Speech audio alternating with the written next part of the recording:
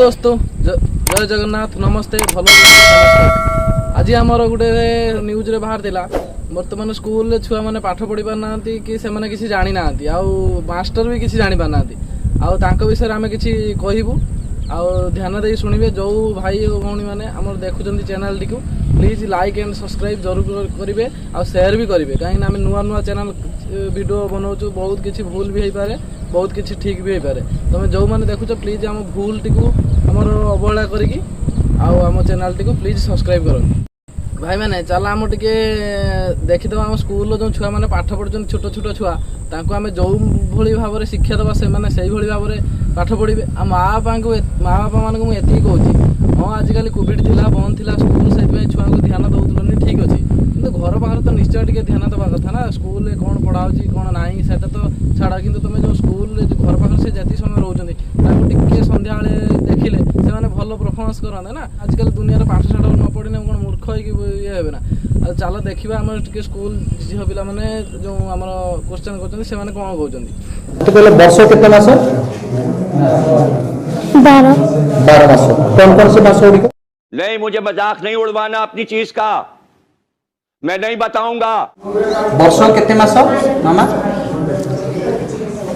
7 मास कौन कौन सब चुप हो जा सातवीं फेल चुप हो जा उड़िया मास 12 मास से शिखी जाइछन किमिति सेटा भगवान जानती 12 मास ना जानी ना आमे भी जानी पारिबानी आमु सडन जदि हम पाठ न पढ़िथिबा आमु होछि के आसी पचारले आमे भी निजे जानी पारिबानी आ तुम बापा मां गुटे नियति लाज मानथिबा दरकार तमे सिना मूर्ख हलो छुआ मानु टे शिक्षित करो आसिनी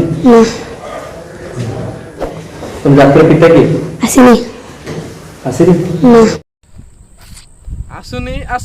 आसुनी ताले आसुची कौन मैं नहीं बताऊंगा। राज्य ना कौन आसिनी और मुख्यमंत्री के आसिनी मजा आया और मैं ये जो मजा है हिंदुस्तान के हर व्यक्ति को देना चाहता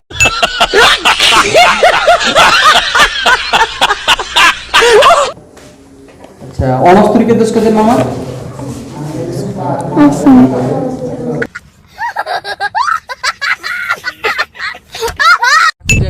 क्वेश्चन पचार आसुनी राष्ट्रपति के आसुनी मुख्यमंत्री के आसनी देशर पिता के आसुनी माने कौन भाई एटा कौन कौन मजा चलती ना एठी परा स्कूल रे पाठ पढ़ा होची सार माने कौन करचंती सब कौन सार माने कहउचंती ना आसुनी ए भगा मला सळा आसुनी आमे तो पाठ पढ़ला भीतर एमिति काई होदनी हमु जे गुटे क्वेश्चन होता आमे किछिटा ना 50% ରୁ 40% आमे पाठ पढ़दलु एठी तो 10% ରୁ -10% हे होची ताने किमिति जे कोनसी क्वेश्चन कला आसुनी सार माने कोन एया सिखउचंती स्कूल ले आसुनी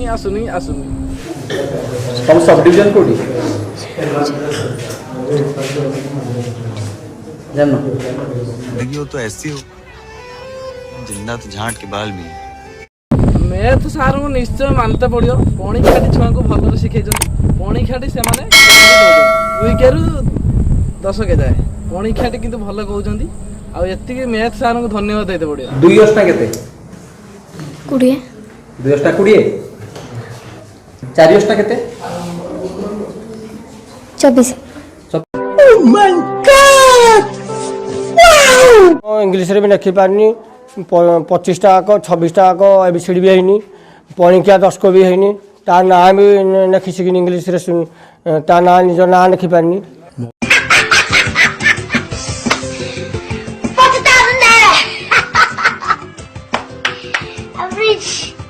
मौलिक संख्या सर मु तो मैथ पढ़ौनी मु टिके सारे कौन कहउचंती मैथ पढ़ो नांती बोली मौलिक संख्या माने कौन जानि ना समझ रहे हो ना ओडिसा रे ओडिया कथा कहंतु हिंदी कौन में कहउचंती सेति में नॉलेज कम ए मोबाइल देखा कम करन सार माने जो लॉकडाउन ले कौन करतले स्कूल घर पाखर रही छुआ गोटे पाठ साठ पढ़ातु कौन अच्छे से माने देशर भविष्य तुम जदि देशर भविष्य मानक एमती खराब करिवो ताने कौन करिवो देश आगु जीव केमती 25 वर्ष शासन कला नवीन पट्टनायक आमर मुख्यमंत्री जी वर्तमान पई अछंती छुआ तांको ना जानि नांती केते वर्ष शासन कला पर जानिबे वाह क्या सीन है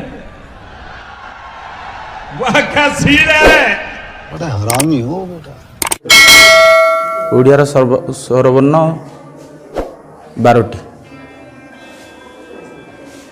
ବ୍ୟଞ୍ଜନ ମାନ କେତୋଟି ଅଛି? 49ରୁ ସାର୍ 12 ଗଲେ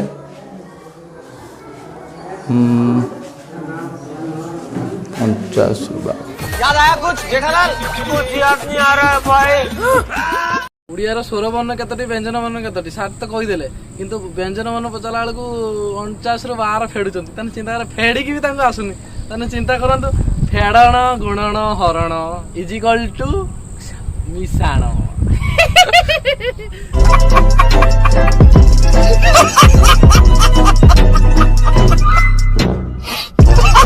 ସାର୍ ଆମକୁ ଟିକେ ସ୍କୁଲରେ ପାଠ ପଢା ନହେଲେ ଚାକିରି ବାକିରି ଦିଅନ୍ତୁ। ଏ ସାର୍ ଯୋଉ ମଝିରେ ନ୍ୟୁଜରେ ବାହାରିଥିଲା, ପେପରରେ ବାହାରିଥିଲା, ବହୁତ ଫ୍ରଡ୍ ସାର୍ଟିଫିକେଟ୍ ଦେଇକି ଏମାନେ ଚାକିରି କରୁଛନ୍ତି। ସାର୍ ଏଇମାନେ ଲିଷ୍ଟରେ ଅଛନ୍ତି, ଟିକେ ଚେକ୍ କରନ୍ତୁ। ରାଜୁ ଖାଇଥିଲା, ରାଜୁ ହାଜ୍ ଇଟେନ୍, ରାଜୁ ହାତ ଇଟେନ୍। समझ रहे हो ना? ସାର୍ ହାଜ ଏଇଟା ଖାଇଥିଲା ହାର୍ଟ ସାର୍। ଇଂଲିଶରେ ସାର୍ ମୁଁ ଗୁରୁ, ଆମେ କହୁଛନ୍ତି ସାର୍ ଆମେ ଇଂଲିଶରେ ଆମେ ଗୁରୁ। ଆମେ ପଚାରୁଛନ୍ତି ରାଜୁ ଖାଇଥିଲା, କ'ଣ ହବ ଇଂଲିଶରେ? ରାଜୁ ୱାଜ୍ ଇଟିଂ, ମତଲବ ରାଜୁ ୱାଜ୍ ଇଟିଂ। समझ रहे हो ना? ତାହେଲେ ବୁଝିପାରୁଥିବ ଆଜିକାଲି ଯେଉଁ ଏମ୍ଇ ସ୍କୁଲରେ ଶିକ୍ଷକମାନେ କେମିତି ପାଠ ପଢ଼ୁଛନ୍ତି। ତାହେଲେ ସିଟି ସ୍କୁଲରେ କ'ଣ କରୁଛନ୍ତି ସାର୍? ପାଠ ପଢ଼ୁଛନ୍ତି ନା ପଇସା ପତ୍ର ଦେଇକି ପାସ୍ କରି ହେଉଛନ୍ତି? ସିଟି ସାର୍ଟିଫିକେଟ୍ ଧରିକି ସାର୍ ଯେଉଁଠି ପାଇନି ସେଇଠି ଚାକିରି କରି ହେଉଛନ୍ତି। ସାର୍ ପାଠପଢ଼ା ବିଷୟରେ ଆପଣଙ୍କ କିଛି ମାଲୁମ ଅଛି ନା? ଏମିତି କେଉଁ ସ୍କୁଲରେ ଆପଣ ସିଟି ପାସ୍ କରିକି ଆସିଥିଲେ କହିଲେ? ସେଇଠି ଟିକେ ଇନକ୍ୱାରି କରିତେ ସାର୍ ଯାଆନ୍ତୁ। ଛୁଆମାନଙ୍କ ଭବିଷ୍ୟତ ନଷ୍ଟ ହେଉଛି ପରା। वाह क्या सीन है, वाह क्या सीन है। ସାର୍ ଆମ ସ୍କୁଲକୁ 7ଟା ସ୍କୁଲର ପିଲା ଆସୁଛନ୍ତି, ତ 6ରେ ସେମାନେ ଆଡ଼ମିସନ୍ କରୁଛନ୍ତି। ତ ତାଙ୍କର ପୂର୍ବରୁ ଯେଉଁ ଡଲ୍ ଅବସ୍ଥା ଅଛି, ସେଇ ଡଲ୍ରେ ଆମେ ଆଗକୁ ବଢ଼ିବା ଲାଗି ଚେଷ୍ଟା କରୁଛୁ। ସାର୍ ଅଖଣ୍ଡ ବର୍ତ୍ତମାନ ସାର୍ କହୁଛନ୍ତି 6-7ଟି ସ୍କୁଲରୁ ପିଲା ଆସିକି ସ୍କୁଲରେ ପାଠ ପଢୁଛନ୍ତି। ସେଟା ତ ଠିକ୍ ଅଛି, ସମସ୍ତେ ପ୍ରଥମରୁ ପଞ୍ଚମ ଯାଏ ପାସ୍ କଲେ ଆସିକି ତମ ସ୍କୁଲ ଆଡମିସନ ହେବ, ସେଟା ଠିକ୍ ଅଛି।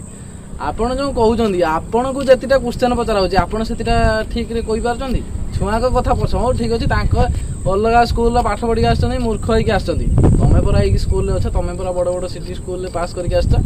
ତମେ ଯଦି ଏମିତି ମୂର୍ଖ ହେବ ତାହେଲେ ଭବିଷ୍ୟତର ତମେ ଯେଉଁ 10ମ ଯାଏ ପଢ଼େଇବ ପାଠ କି 7ମ 8ମ ଯାଏ ପାଠ ପଢ଼େଇବ, ସେତିକି ପର୍ଯ୍ୟନ୍ତ ତମେ କେମିତି ପାଠ ପଢ଼େଇବ? ତମେ ବା ନିଜେ ଗଣ୍ଡ ମୂର୍ଖ।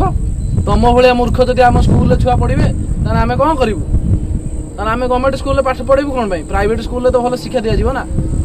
25 ବର୍ଷ ଓଡ଼ିଶାର ଶାସନ କଲେ, ଗୋଟେ ଭଲ ଇଂଲିଶ ପାଠ ପଢ଼ା ହେଉନି, ଗୋଟେ ଓଡ଼ିଆ ଇଂଲିଶ ଆମ ଜାତିର ଭାଷା ଓଡ଼ିଆ, ଓଡ଼ିଶାର ଆମ ରାଷ୍ଟ୍ରୀୟ ଭାଷା ଓଡ଼ିଆ। ତାହେଲେ ଚିନ୍ତା କର, ଆମେ ଓଡ଼ିଆ ଯଦି ଭଲସେ ଆମେ ଜାଣିନାହାନ୍ତି ତାହେଲେ ଆମେ ହିନ୍ଦୀ କଥା କେମିତି କହିବା? ହିନ୍ଦୀ ତ ପୁଣି ନ୍ୟାସନାଲ୍ ଲାଙ୍ଗୁଏଜ୍। ତାହେଲେ ଚିନ୍ତା କର, ଏଇଠୁ ତମେ ଯେଉଁ ସାର୍ ମାନେ ଓଡ଼ିଆର ଭଲ ସେ କିଛି ଜାଣିନାହାନ୍ତି, ଓଡ଼ିଆର ସାର୍ଙ୍କୁ ଅ ଆ ଯଦି ପଚାରିବେ ଏଠୁ ହେଉଛି ଓଡ଼ିଆର ଯଦି ଅ ଠାରୁ ଅନୁସାରେ ବିଷୟ ଚନ୍ଦ୍ରବିନ୍ଦୁ ପର୍ଯ୍ୟନ୍ତ ସେମାନେ କହିପାରିବେନି। ସାର୍ ମାନେ ଏ ରୁ ଜେଡ୍ ପର୍ଯ୍ୟନ୍ତ ସେମାନେ କହିପାରିବେନି। ତାହେଲେ ପାଠ ସ୍କୁଲରେ ତମେ ଚାକିରି କରି ଲାଭ କ'ଣ? ଛାଡ଼ିଦିଅ ସ୍କୁଲ ଚାକିରି, ସ୍କୁଲ ଉଠାଇ ଦିଅ, ଛୁଆମାନେ ମୂର୍ଖ ହେଇ ବୁଲନ୍ତୁ, କିଏ କୋଉଠି ଖଟନ୍ତୁ ଠିକ୍ ହିସାବ ନାହିଁ। ସେଇଥିପାଇଁ ଆମର ଓଡ଼ିଶାର ବେଶୀ ଛୁଆମାନେ ଯାଉଛନ୍ତି ବାହାରକୁ ଦାଦନ ଖଟିତେ। That into meat, give your meat a good old rub. That's it. Nice and hot. Hot and spicy meat. Yeah, boy. Yeah, boy. Yeah, boy. Jerk chicken. Jerk it.